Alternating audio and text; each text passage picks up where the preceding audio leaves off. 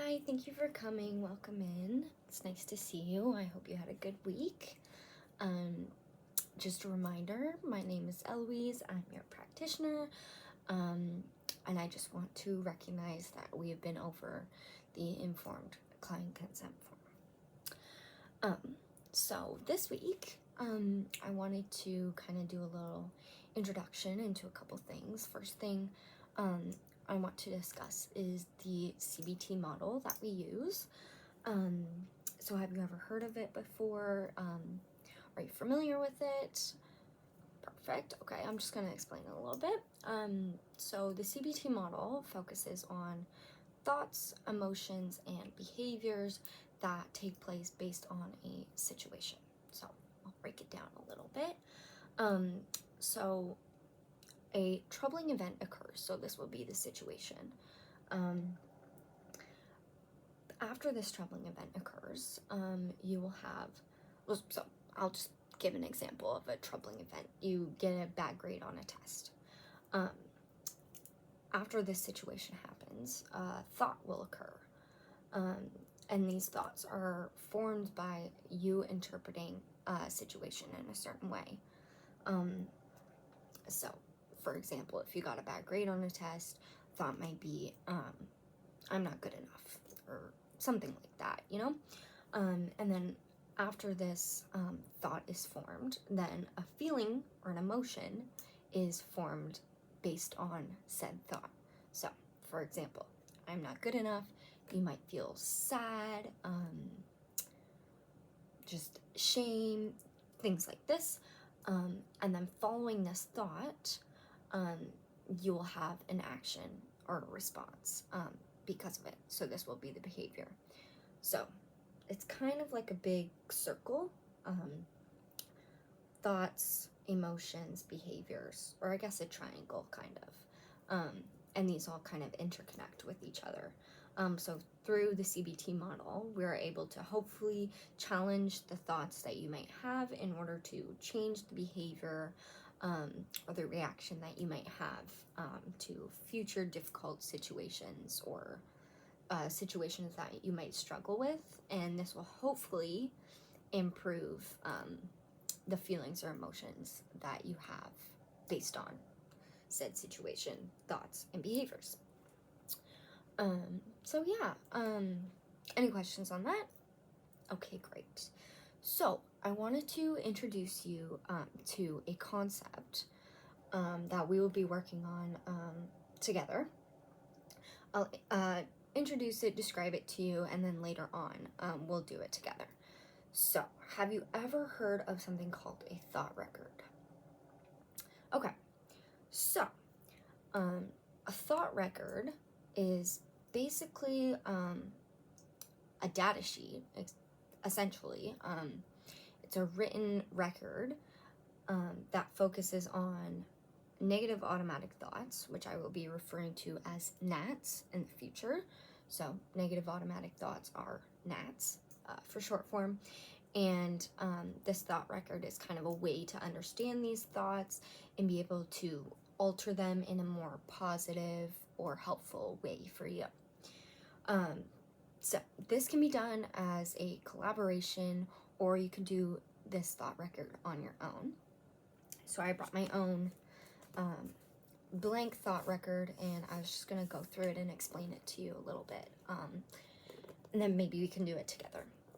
So in this first column here, we have the event or the situation that took place. So any negative event or any event that you interpreted as, interpreted as negative or had a bad time. Anyways, I'll use an example. You fail a test. That could be our example for today. So you'll write down, you failed a test. Any information that you think is important to understanding this situation, you'll write it all in this column here. This next column focuses on the feelings and emotions that you might have had based on this event or because of this event or while this event was taking place. So for example, using my example, you failed a test.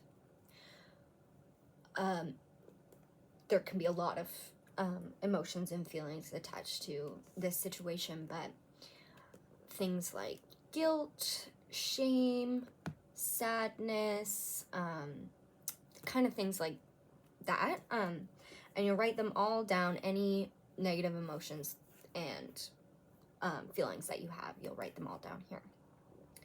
After you write them all down, then I'll want you to,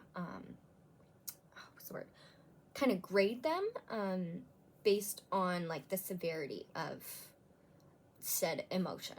So, with my example, guilt and shame might be at a very high rating compared to sadness, for example. Or maybe you're more sad that you failed it than you feel guilty.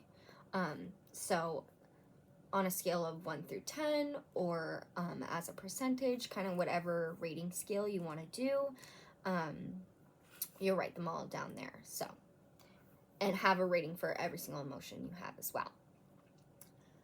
This next column is the NAT column, which I was talking about earlier, negative automatic thoughts. And in this column, you'll want all the negative automatic thoughts to connect with a specific feeling or emotion. So for guilt or shame, for example, if that's like a high rating for you, then you'll probably write something like, I'm a failure, I'm not good enough, something of that nature, and you'll put that all here. Any and every negative automatic thought that you might have of this situation, jot it all down here. We want as much information in this record as possible. Next column focuses on unhelpful thinking styles. So I'm pretty sure we've been through this. I explained them all to you, but I'm just gonna read you what they are here. So there's all or nothing thinking, mental filter, jumping to conclusion, emotional reasoning, labeling, overgeneralization, disqualifying the positive, magnification, should and must, thinking, and then personalization, like everything is my fault. So you might have all of these unhelpful thinking styles that have to do with your negative automatic thoughts. A lot of these kind of intertwine with each other, so just jotting down kind of which ones may relate to your feelings and emotions and your negative automatic thoughts. So for my example, like I'm a failure, that could be all or nothing thinking, that could be disqualifying the positive, that could be overgeneralization. So yeah, you're gonna want to write that or jot that all down there. In the next column here, we have alternative balanced thoughts. So this column is a little tricky, especially if you're already in a negative headspace and you're thinking negative things. But the idea here is to flip a negative automatic thought into a positive one, or a realistic one, I should say instead. So for example, if the negative automatic thought would be, I'm a failure, or I fail at everything, an unrealistic and a not so helpful alternative balanced thought could be, well, I'm great at everything.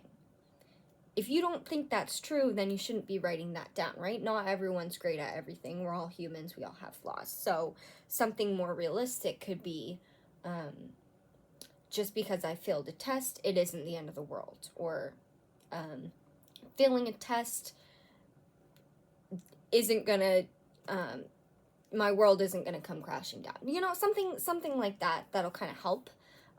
Maybe that's a poor example. But, failing a test isn't the end of the world. That's a good one. So yeah, and then you'll want to do that with all your negative automatic thoughts, is creating a balanced alternative thought, which reflects a more positive outlook. So you want this to be realistic, and something that you believe and something that you think is true. And then in this next column, then, we are re-rating our feelings and emotions that we had based on the situation or event. So, for example, the guilt and the shame, hopefully, after creating a balanced thought and being able to identify which unhelpful thinking style is attached to it, you'll be able to feel a little better about the situation, or feel a little better about the situation, I think. So for like guilt and shame, if they were at like a 9 out of 10, hopefully after realizing that failing a test isn't the end of the world, they'll come down a little bit, maybe to a 7, maybe to a 6, maybe even higher, who knows, it's up to you. The great thing about this is you don't have to do it all in one sitting. You can come back to it later, you can think about it, and if you're not in a proper headspace, like if you're having a really bad day, you're really kind of stuck in the negative, come back to it on a positive day, rewrite an alternative or balanced thought, and then grade yourself, or rate the thought that you may have. So I think this could be a really helpful tool for you, because it's a great way to recognize and analyze these thoughts and feelings that you have about a certain situation in order to have a more positive experience in the future, or a different experience in the future, in order to react in a different way to certain situations. It's also a great therapeutic tool to use independently as well. As I said, you can just take this home and work on this by yourself throughout the week, and then come back to me and we can talk about it, or we go through this together if you're having a hard time identifying certain emotions or certain negative automatic thoughts. It's a really good collaborative tool as well. And it's a great way to kind of recognize and slow down certain negative automatic thoughts and negative feelings that you may have as well.